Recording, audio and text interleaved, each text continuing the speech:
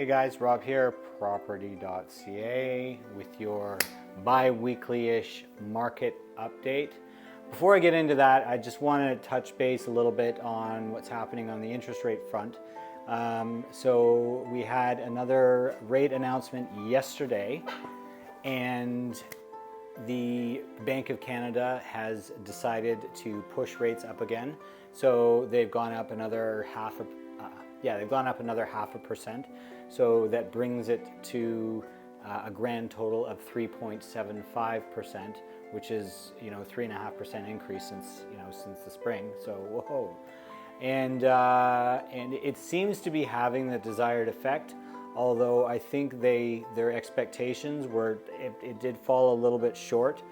So so they've and that's why they're doing this. Is it's because the Bank of Canada gang, they get together in their little huddle and they say, okay guys, what are we gonna do? I mean, this isn't, this is like we don't want the economy to tank, but at the same time we want to get our throw me a frickin' bonus.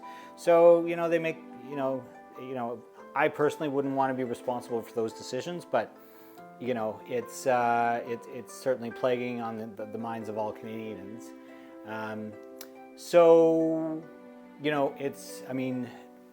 Inflation peaked in July officially at a hair over 11%, and now we're down to just under 7%. So I guess that's good. If you're an economist or whatever the case may be. And how does this affect real estate? Well, there was an interesting article today in the Toronto Star, and in true Toronto Star fashion, they said the market is gonna crash another 30%. The biggest bubble in the world is finally going to pop. Yeah, well, we'll see. I mean, from what I'm seeing, we're starting to see a bit more stabilizing in pricing and so on and so forth. So as you'll see, there was after the September 7th announcement, there was activity dropped off, and we saw prices dip a little bit. So prices downtown have been a little the last couple of months, and it's kind of reflective as well in other parts of the market too. So I wouldn't want to say, oh, the GTA market, because there's so many. It's just so represented.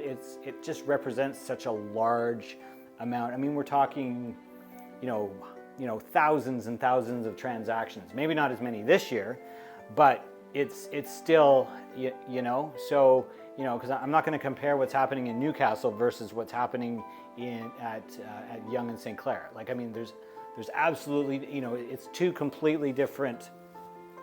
Yeah. So, I mean, the market in the city is obviously still fairly strong. We're still seeing strong numbers, both in terms of pricing and in terms of the sales numbers. For condos downtown, we definitely saw the number of sales has been pretty steady. Like, we did see that little drop off. And again, that was due to there was a ramp up to the September 7th rate announcement, because most people knew that the rates were going to go up, and they did, and now they've since gone up again. So, so numbers have, the amount of transactions has been more or less the same for the last 4 weeks. So from September 10th to the 27th, we had 148 transactions, and for the last 2 weeks, we had 157. So just a very, very small difference. Now, what's interesting is that the average days on market between, or rather for the 1 bedrooms and 1+ dens it's still kind of in that 15 to 20, 21 day that's kind of the range as an average. Obviously the 15 being a little bit more most occurring, and most stuff selling between 98-99% of the list price across the board. So that means that there is a certain, maybe in and around a third or so of stuff that might be selling a little over asking. But we're definitely seeing multiple offers. So now when it gets into the 2 bedrooms, the activity in the over the last couple of weeks, same amount of transactions as before. The days on market though on the 2 bedrooms has edged up a little bit from where it was, say, about a month ago.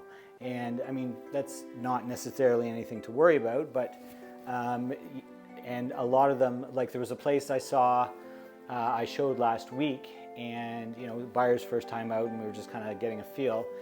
It was listed at 750, 786 square feet, 2-bedroom, 1-bath, corner unit in Queen West.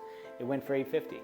So if you do the math on that, you know, that's like a lot. That's more than 1,100 a square foot. So, you know, the prices are certainly holding. You know, again, you're not going to see the exact same trends in every single part of the city, but I am kind of seeing this kind of general trend of, you know, there's no, you know, the sky is not falling. Is there more room for prices to go down? I think it's possible.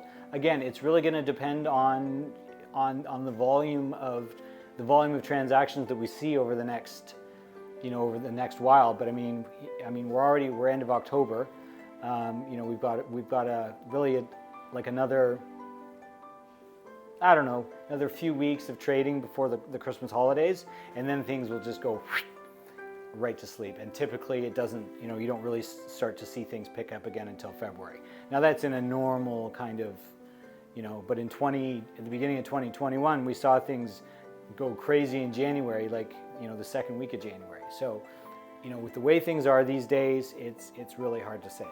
But I do know that this latest interest rate change, it will for sure have some effect, but I don't think it's going to have a major impact, you know, because the last one was much higher, and you know, we're still seeing very similar numbers as we saw, you know, even right after it. So things kind of have kind of continued on. So so yeah, we'll see. Anyway, as always, if you have any questions, please feel free. So basically, guys, at the end of the day, we're seeing a lot of, you know, kind of steadying of the marketplace. I actually just had a chat with one of our managers here, and we got on this topic of what the market's doing. And so now, so this is a segment that I'll add here, and I'll take it on completely. So if we look at the whole market for condos over the last 4 weeks, we've seen a gradual increase of about 10 to 20 transactions per week. So for the week leading up to the 25th, it was 271. But the average price since the beginning of the month for that 4-week period had actually slid about 7%. So now it's interesting because that's the average, and there was a lot of properties because the average days on the market is around 24. So so it's you know, there's,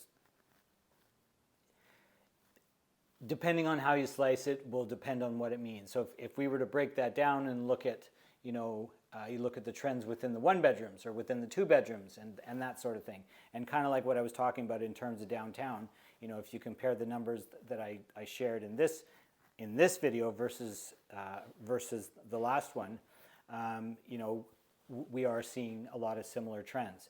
And with this rate change, I think you're probably going to see more of this. So yeah, so anyway, stay tuned.